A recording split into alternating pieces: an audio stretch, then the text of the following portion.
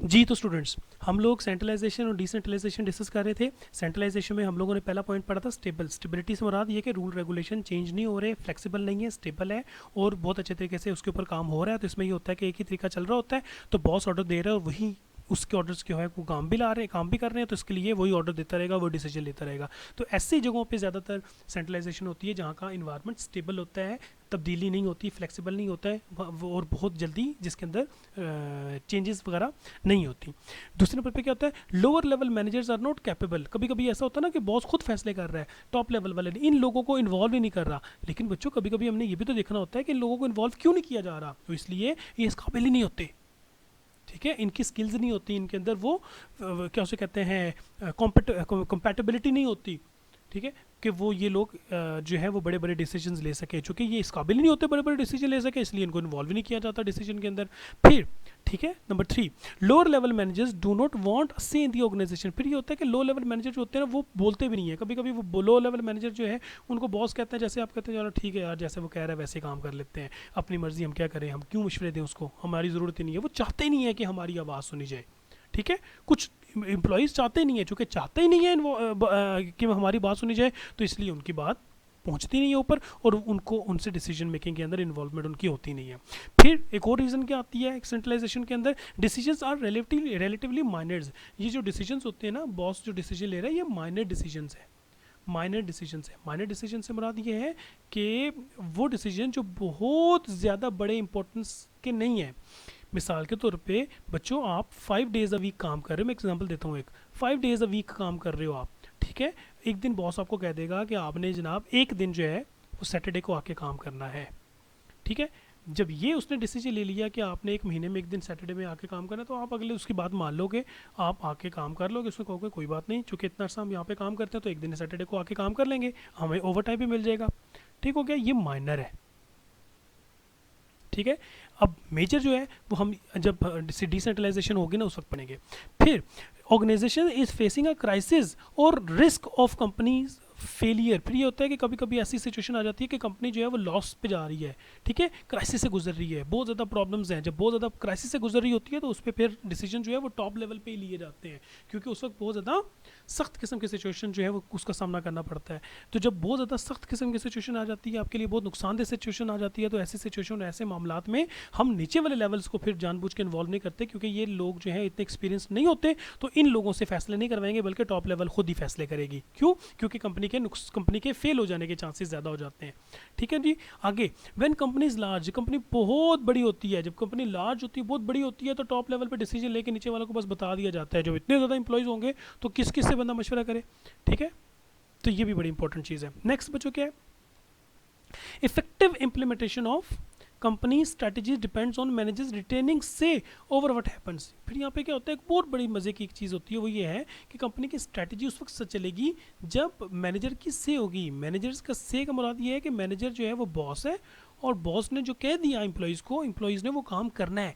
और अब बॉस की से, बॉस की बात की वैल्यू भी किसी चीज़ का नाम है। ऑर्गेनाइजेशन के अंदर अगर बॉस ने कह दिया कि आप ये काम करो और एम्प्लॉय आगे से कहते हैं जाओ जी मैंने नहीं करना काम, इसका मतलब है बॉस की तो वैल्यू खत्म हो गई। तो इसलिए इफेक्टिव कंपनी उस वक्त implementation of the company strategy, company की स्ट्रेटजी इफेक्टिवली तब कम्युनिकेट होगी जब बॉस ने कह दिया कि आपने करना है, तो फिर आपने जनाब वाला करना है। ठीक है, पंजाबी में कहते हैं नौकर की नखरा की, तो यहाँ पे आपने काम हर हाल में करना है। ठीक है, तो जब आप यहाँ पे एम्प्लॉय कहते हैं मैंने नहीं करना ये काम, इसका मतलब है कि एम्प्लॉय जो है वो काउंटर कर रहे हैं अपने बॉस को, तो वो फिर ऑर्गेनाइजेशन जो है वो नुकसान उठाएगी। दूसरे नंबर पे बच्चों आते हैं हम लोग मोर डिसेंट्रलाइजेशन। अब मोर डिसेंट्रलाइजेशन कहाँ कहाँ पे और कौन कौन सी ऑर्गेनाइजेशन होती है वो हम लोग पढ़ते हैं। Number 1, when environment is complex. Environment जो है वो कॉम्प्लेक्स होता है। कॉम्प्लेक्स से मुराद ये है कि बहुत ही ज़्यादा अनसर्टन होता है, स्टेबिलिटी नहीं है। यहाँ पे तो स्टेबल है ना, हमें मालूम है कि आज क्या होगा, कल क्या होगा, परसों क्या होगा, उसके बाद क्या होगा।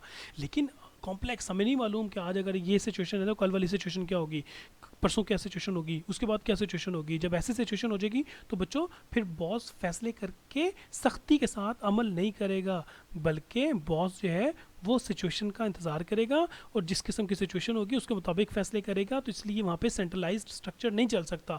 आपने एक फैसला ले लिया जो इन सिचुएशन के अगेंस्ट चला गया फ्यूचर में जाके, तो फिर आप क्या करोगे? आप कहोगे नहीं, जो मैंने फैसला किया वही होगा। नहीं, एम्प्लॉय से मशवरा करके डिसीजन लिए जाएंगे, ठीक है, और सिचुएशन को दे के डिसीजन लिए जाएंगे। फिर lower level managers are capable and experienced at making decisions. इस कंपनी में ये होता है कि ये जो नीचे वाले लेवल वाले लोग होंगे ये एक्सपीरियंस भी होते हैं और इस काबिल होते हैं कि इनसे डिसीजन में इनसे हम लोग हेल्प लें और इनसे डिसीजन के अंदर हम लोग सजेशन ले सकें। फिर lower level managers want a voice in the decisions, और यहाँ पे ये भी होता है कि लोअर लेवल मैनेजर जो है वो चाहते हैं कि हमारी आवाज़ जो है वो भी हो। इसकी एक एग्जांपल दूँ आपको। एग्जांपल जो है वो है जापान की। जापान में बच्चों एक ऑर्गेनाइजेशन है जिसमें एम्प्लॉयज़ काम करते हैं और उसमें कुछ लोग जो हैं वो कुछ ऐसे भी एम्प्लॉयज़ हैं जो स्मोकिंग करते होते हैं, ठीक है। वो जो स्मोकिंग करने के लिए करते हैं सुबह 8 बजे से लेकर मिसाल के तौर पे शाम 4 बजे तक, तो 8 आवर्स हर डे हम लोग काम करते होते हैं। तो 8 बजे से लेकर 4 बजे तक, अब बीच में लंच ब्रेक भी होती है, ठीक है, टी ब्रेक वगैरह भी होती है। और ये कुछ लोग जो स्मोकिंग करते हैं ये स्मोकिंग की भी ब्रेक ले लिया करते हैं, स्मोक ब्रेक। अब ये जो स्मोक ब्रेक ले लिया करते हैं, ये जो स्मोक ब्रेक ले लिया करते हैं, तो ये जब जाते हैं तो एक मरतबा सिगरेट पीने के लिए जाएंगे, स्मोकिंग करने जाएंगे तो 10 मिनट 15 मिनट लगा के आएंगे, फिर दूसरी मरतबा 10 मिनट जाएंगे, तीसरी मरतबा फिर 10 मिनट जाएंगे। तो हो सकता है कि एक दिन के अंदर ये आधा घंटा पौना घंटा जो है वो सिर्फ स्मोकिंग की ब्रेक में ज़ाया कर रहे हैं। वाइल दूसरे लोग जो हैं जो स्मोकिंग नहीं कर रहे होते हैं वो तो इस तरह की ब्रेक नहीं ले रहे, ठीक हो गया। तो यहाँ पे इन लोगों ने जो स्मोकिंग नहीं कर रहे होते हैं, इन्होंने अपनी कंपनी वालों से कहा था कि जनाब वो लोग जो स्मोकिंग करने के लिए जाते होते हैं वो 15-20 मिनट और आधा घंटा 2 रोज़ का लगा लें तो महीने के कितने घंटे बनते हैं और साल के कितने घंटे बनते हैं और उनकी पूरी की पूरी ऑर्गेनाइजेशनल और करियर के टेन्योर के कितने घंटे बनते हैं, तो वो तो इतने घंटे काम ही नहीं करते। तो हम लोग जो हैं वो मजलूम है और हम लोगों के जो है वो ज़्यादा घंटे काम करना पड़ता है और हम दोनों को सैलरियाँ एक जैसी मिलती हैं। तो फिर इनकी इससे के ऊपर, इन लोगों की इस रिक्वेस्ट और एहतजाज के ऊपर फिर डिसीजन लिया गया उस कंपनी के अंदर कि वो लोग जो स्मोकिंग नहीं कर रहे होते उनको साल की एडिशनल छुट्टियां दी जाएंगी, ठीक है। वो कुछ ओवर्स उन्होंने कैलकुलेट किया और साल की एडिशनल छुट्टियां दी जाएंगी। अब ये डिसीजन कब लिया गया? जब लोअर लेवल मैनेजर ने कहा कि नहीं हमारी आवाज़ सुनी जानी चाहिए, ठीक है।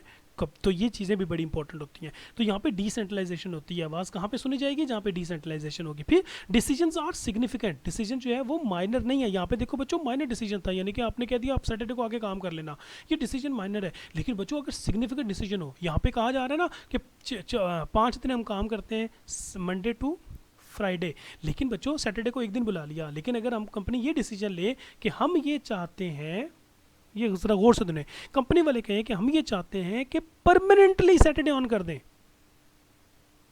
परमानेंटली सैटरडे ऑन कर दें, तो क्या परमानेंटली जो लोग हफ्ते में 2 छुट्टियां कर रहे हैं उनको अब हफ्ते में सिर्फ 1 छुट्टी मिला करेगी? तो क्या ये एक छोटा डिसीजन है, माइनर सा डिसीजन है? ये बहुत बड़ा डिसीजन है, ये एक बहुत बड़ा डिसीजन है। जब चूंकि ये बहुत बड़ा डिसीजन है तो ये डिसीजन बॉस अपनी मर्जी से खुद नहीं लेगा, इसमें डिसेंट्रलाइजेशन होगी, इन्वॉल्वमेंट होगी एम्प्लॉयज़ की, ठीक है जी।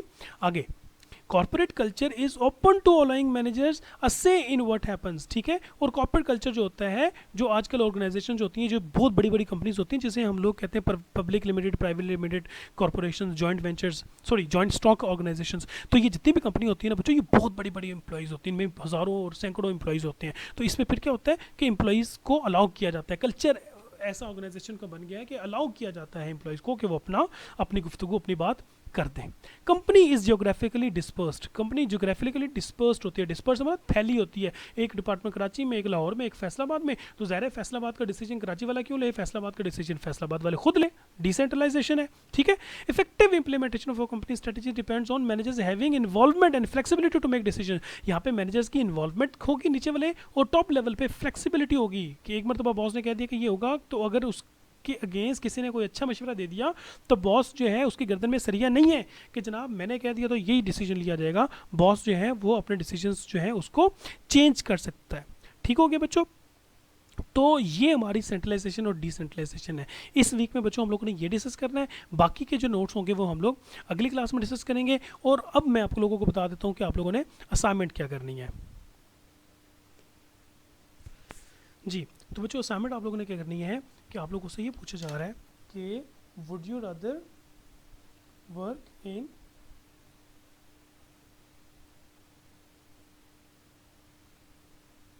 Would you rather work in centralised और अ डिसेंट्रलाइज्ड ऑर्गेनाइजेशन? आपने एक सेंट्रलाइज्ड ऑर्गेनाइजेशन में नौकरी करना पसंद करेंगे या डिसेंट्रलाइज? क्योंकि हम लोग को सेंट्रलाइज्ड और डिसेंट्रलाइजेशन दोनों पढ़ा हुआ है, तो इन दोनों के फ़ायदे भी आप लोग को देखेंगे, दोनों के नुकसान भी आप लोग देख लें, और देखने के बाद फिर आप अपने आप को सोचो कि फ्यूचर में जब कभी आपने अगर जॉब करनी है तो उस जॉब करते हुए आपने अपने आप को एक सेंट्रलाइज्ड ऑर्गेनाइजेशन में फिट करते हो अपनी पर्सनालिटी को देखें, या डिसेंट्रलाइज्ड में। जाहिर है जब आप सेंट्रलाइज्ड को चूज़ करोगे तो फिर आपने अपनी नेचर को देख के देखना है कि हाँ ये तमाम के तमाम क्वालिटीज़ मेरे अंदर है, तो इस वजह से मैं सेंट्रलाइज चूज़ कर रहा हूँ, या ये क्वालिटीज़ मेरे अंदर है तो मैं अपने आप को डिसेंट्रलाइज ऑर्गेनाइजेशन के अंदर ज़्यादा फिट महसूस कर रहा हूँ। तो ये आप लोगों ने अपनी तरफ से खुद बना के हम लोगों को सबमिट करवाना है और बताना है कि आप अगर सेंट्रलाइज्ड चूज़ कर रहे हो तो क्यों कर रहे हैं, उसकी रीजंस लिखनी है तमाम के तमाम, ठीक है, कम से कम 10 या 12 रीजंस होनी चाहिए, इसी तरीके से डिसेंट्रलाइजेशन की भी, ठीक है जी। तो ये बच्चों आप लोगों ने सबमिट कंप्लीट करनी है। तो ये वाली वीक की हमारी वीडियो यहाँ पे कंप्लीट होती है, फिर हम लोग 13th वीक की जो वीडियो है वो हम लोग नेक्स्ट वीक स्टार्ट करते हैं।